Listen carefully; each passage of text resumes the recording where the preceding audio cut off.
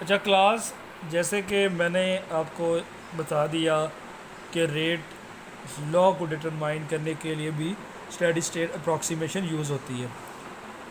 Steady state approximation basically assumption थी हमारी। इस बेस पे हमने अज्यूम किया कि जो प्रोडक्ट बनता है वो जितनी जल्दी बनता है उतनी जल्दी वो इंटरमीडिएट जो है वो कंज्यूम हो जाता है।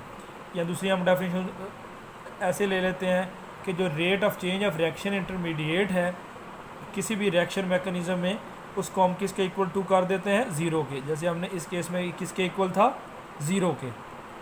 The rate of change of reaction intermediate in a reaction mechanism equal to zero, ताकि उस पर काइनेटिक इक्वेशन बनाएंगे और इस तरह सेट करेंगे कि जितनी ज़्यादा इंटरमीडिएट बनता जाएगा उतना ज़्यादा वो कंज्यूम होता जाएगा।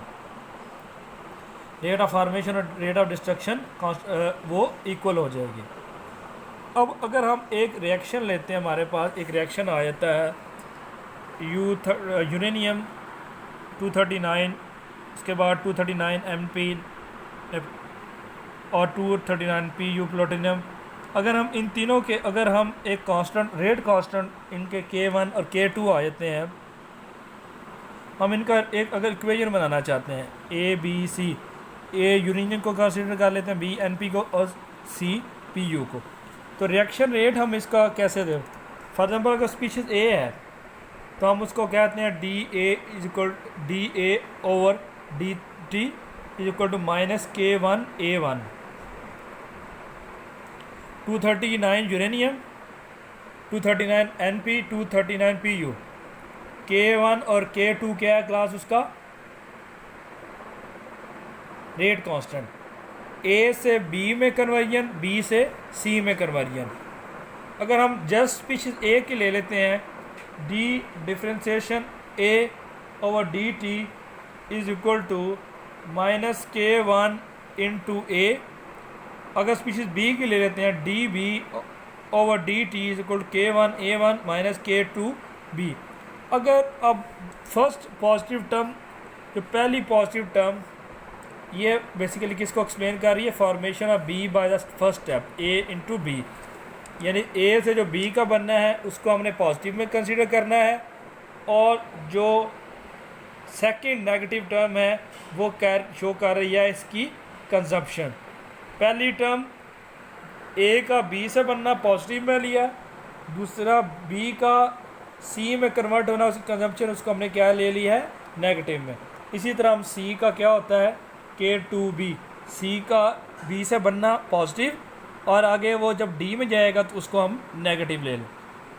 ए था, ये प्रोडक्ट प्रोड्यूस हुआ, वही कंज्यूम हो गया, इसलिए हमने इसका नेगेटिव लिया। अब बी से ए बनना है, पहले ए से बनी है उसको हमने पॉजिटिव ले लिया, जैसे ही वो बी सी में कंज्यूम हो जाएगा तो हमने इसे नेगेटिव ले लिया। अपने याद रख लेना है कि जैसे जैसे वो प्रोडक्ट बनता जाएगा वैसे वैसे वो क्या होता जाएगा, कंज्यूम होता जाएगा। अगर हम उनकी एनालिटिकल सोल्यूशन बनाना चाहें, सपोज करते जाएं कि उनकी इनिशियल कंसंट्रेशन हर सब्सटेंस की सिवाय ए बाकियों की क्या है, ज़ीरो, तो हम उसको इस तरह एनालिटिकली सपोज कर सकते हैं। जैसे A is equal to A not e minus K1T, K constant T temperature, B is equal to, अब बी किससे बना है क्लास, ए से, A not K1 K2 minus e minus K1T e minus K2, K1 is not equal to K2। इसी तरह हम क्या कर सकते हैं, क्लास सी की भी इक्वेशन बना सकते हैं। फिर हमने क्लास स्टडी किया था कि जब हम स्टेडी स्टेट अप्रॉक्सीमेशन यूज़ करते हैं तो उसमें से एक कंसंट्रेशन इंटरमीडिएट की सेम होती है, ज़ीरो सेट कर लेते हैं। जैसे D B D T is equal to zero is equal to क्या होगा, ये K1A1, K1A पॉजिटिव कंसंट्रेशन है क्योंकि ए से क्या बन रहा है, बी माइनस K2B, क्योंकि के की क्या हो रही है क्लास, बी क्या है, कंज्यूम होकर क्या बना रहा है, सी।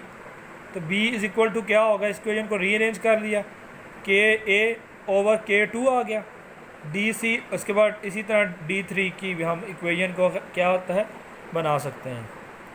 थैंक यू क्लास, ये आज हमारा आज का लेक्चर ख़त्म हुआ।